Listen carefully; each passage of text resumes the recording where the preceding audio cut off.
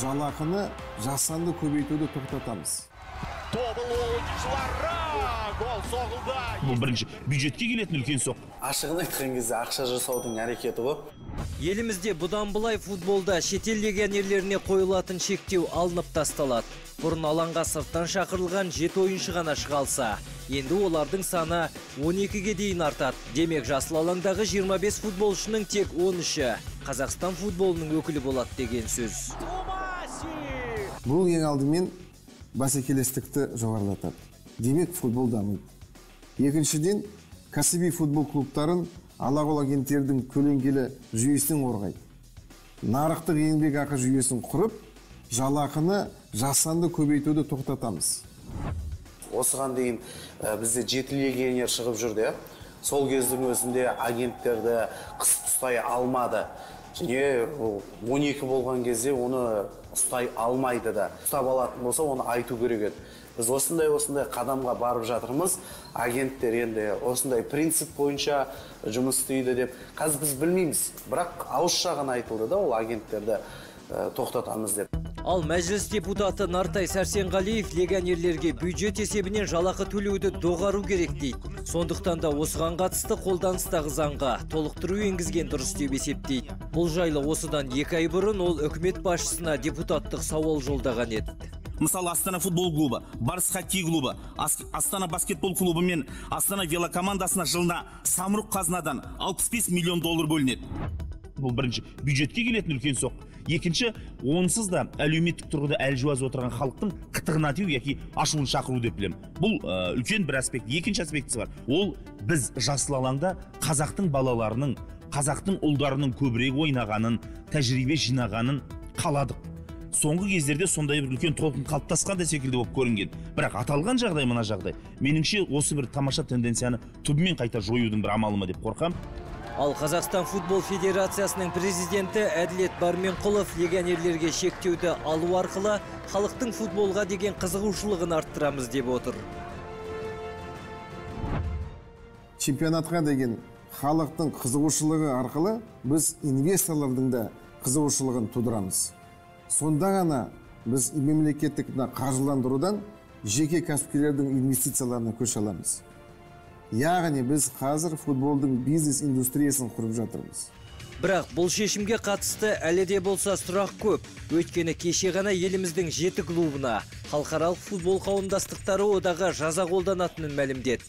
Тәртіптік кеңес бұл командалардың ойыншы сатып алу трансферіне шектеу қоймақ. Оған себеп елдегі кейбір легионерлер ұйымға шағымданған. Мұндай командалар енді көбейе береді. Жылдың ортасына дейін жақсы келеді да, бюджетті реттеп деп. Екінші жартысына келген кезде ақша таба алмай қалады, жаңа шетелдік футболшылар кетеді, олар бірден FIFA-ға арыз жазады, сөйтіп біздің командалар дағы қысқартыла береді. Елімізге сырттан ойыншылар алдырған дұрыс па? Сауалымызды қала тұрғындарына қойып көрдік. Қазақтың балалары өте аз ойнайды. Жан-жақтан алып келген легионерлар ғана өзіміздің футболистер болған жақсы ғой. Солар жақсы ойнайды. Бұл легионер әкелген өте дұрыс деп ойлаймын. Өзім Қазақстанға өзіміздің ішкі чемпионатта күшейтіп. Если олар Қазақстанның атынан шығатын болса, өте дұрыс, өйткені бізге мықтылар керек қой Қазақстанның атынан. Яғни шетелден легионерлерді алып келген дұрыс деп ойлайсыз ба? Қолдаймын, иә. Егер мүмкіндік болса, шет мемлекеттерден жас келген, не болмаса жаңа жас талантты ойыншыларды мысалға әкеліп ойната беруге ол жақсы мүмкіндік деп ойлаймын. Бізге шетелдің легионерлері керек емес. Онан да қаржыны өзіміздің құрамадағы футболистерге бөлген дұрыс та. Биыл жақсы ойындар результатта көрсетті ғой.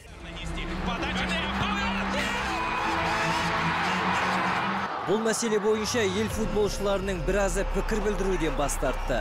Себеп басшылыққа қарсы шығып араз болғылары келмейді. Ал осыған дейін қазақ футболы жайлы өткір пікір білдіріп жүрген аралас жекпе-жек өкілі Қуат Хамитовқа хабарласқанымызда былай деп ағынан жарылды. Енді бұл мәселенің плюсы да минусы да бар. Енді минусына келетін болсақ, жаңағы көп қаржы кетіп қалуы мүмкін да. Екінші жағынан конкуренция өссін деп отыр. Одан кейін басқа Қазақстан футболы өсу үшін басқа зона комфортадан шығу керек деп отыр. Сондықтан енді эксперимент ретінде бұны да қарап көрсе болады. Легионерлер қазақ футболын өрге сүйрей ала ма? Өткені биылғы ұлттық құраманың жетістігі өз ойыншыларымыздың да қыруар жанкүйер жинап, шетелдік командалармен тең дәрежеде теке тіресе алатынын бір дәлелдеді.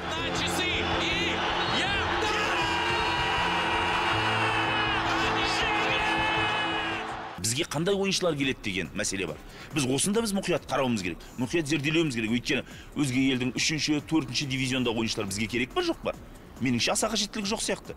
Бұған дейін де мұндай тәжірибе болды, легионерлерге мүлдем шектеу болмау керек деген.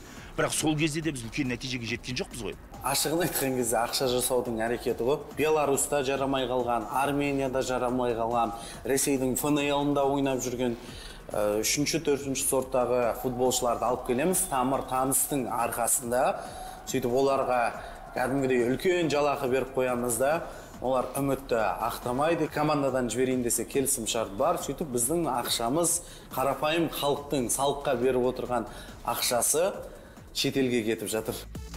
Айтпақшы, бас ашылмай тұрған тағы бір мәселе бар. Премьер-лигада ойнап жүрген команда 12 легионерді қатарын алды делік. Олардың біразымен кем дегенде 2-3 жылдық келісім шартқа отырады. Ал келесі жылы бірінші лигаға түсіп қалған жағдайдан естейді. Өйткені бірінші лигада қазақстандықтардан басқа футболшылар ойнай алмайды. Мұның соңы үлкен дауға ұласуы ықтимал. FIFA-ның қара тізіміне кірмес үшін осының шешімінде қарастырып алған дұрыс дейді мамандар.